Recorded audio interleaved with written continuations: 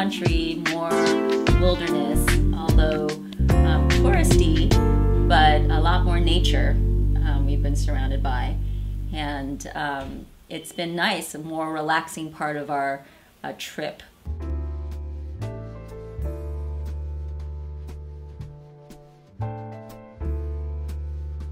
I really liked it here. It felt kind of magical. The peaks around the whole town just really kind of make you feel like you're in a magical place that's nestled around these giant granite hilltops all around you. They're called karsts, and it's really amazing. You can see why this became a backpacker's mecca, and the bicycles are everywhere, so you can ride down all kinds of trails. So if you get a chance to go to China, this should be one of your stops.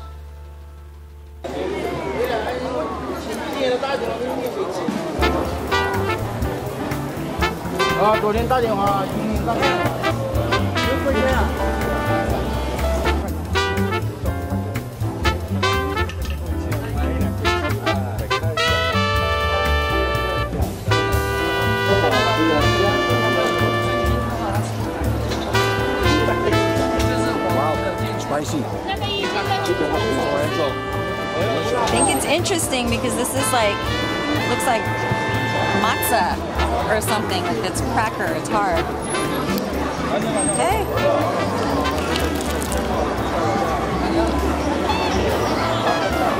It's a little oily. There's cilantro, green onions, all over my mouth. But delicious. Spicy. Maybe we should have tried the non-spicy one. It's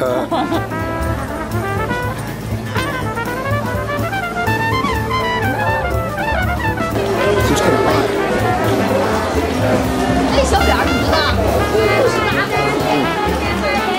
It kind of melts. It's almost like there's nothing there. It's like air, but good air.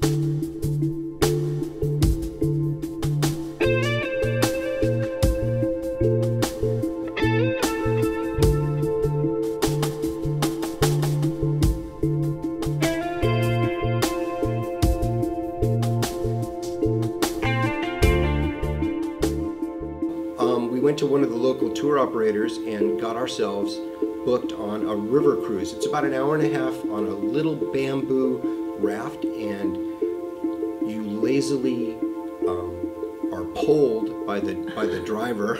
Not personally. Not like that.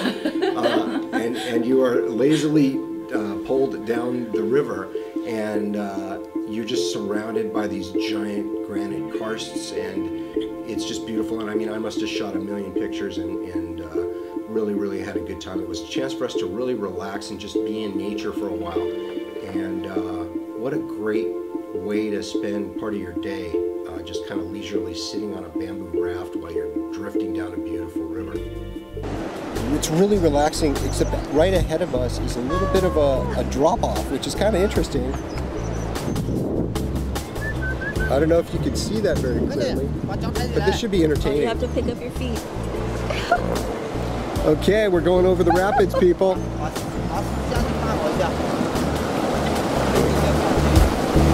Woohoo!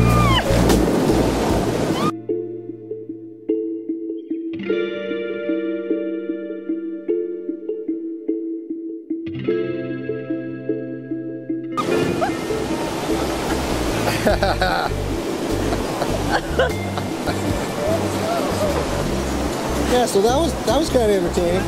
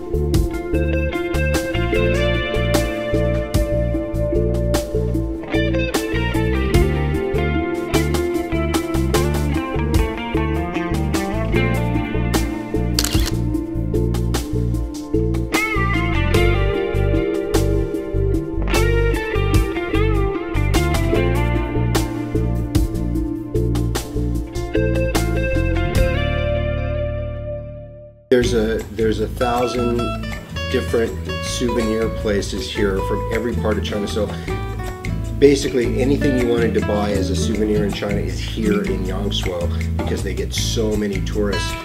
We're fortunately in low season right now, so the hotel prices weren't too bad, but food prices are really high here compared to the rest of China.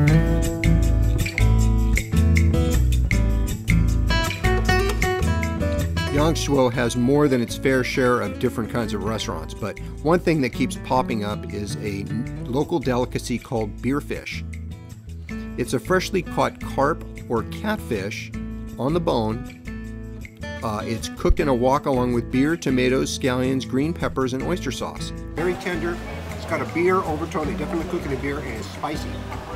Really good, really tender, very delicious. I'm a fan. In China, if it's got 4 legs and it's not a chair or a table, it is definitely something that could be on the menu. There are restaurants that serve snake, rabbits, frogs, dogs, anything. So, you know, you have to kind of put your personal preferences aside. You don't have to eat it all, but you do have to accept the fact that they have different ideas about what's acceptable eating compared to home.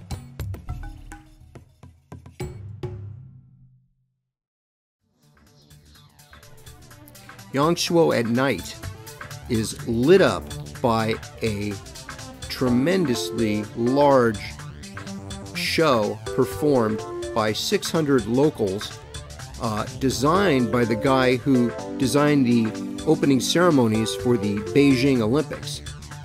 And it's truly a spectacle to behold.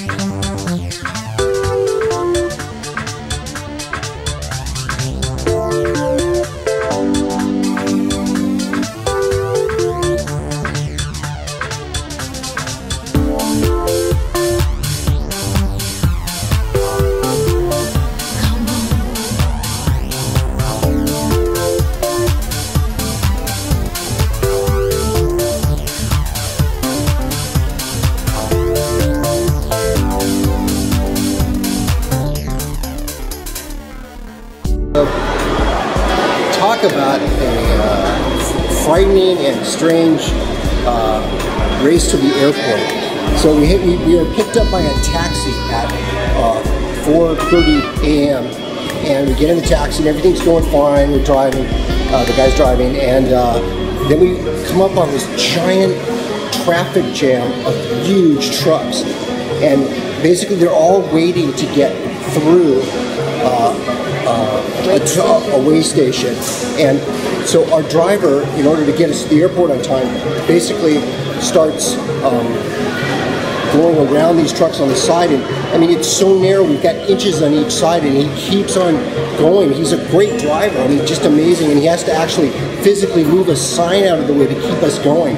So we freaking out. I mean, yeah, it was a tight thing. But what was funny, we got all the way to the end, and we finally get to the airport. I shake his hand and everything, and we get in there, and they hadn't even opened the desk yet for us to check in. So, you know, it was a lot of freaking out on our part, but we didn't need to, it turned out. So, but sometimes, man, you run into these situations, you got to stay cool, and it was hard.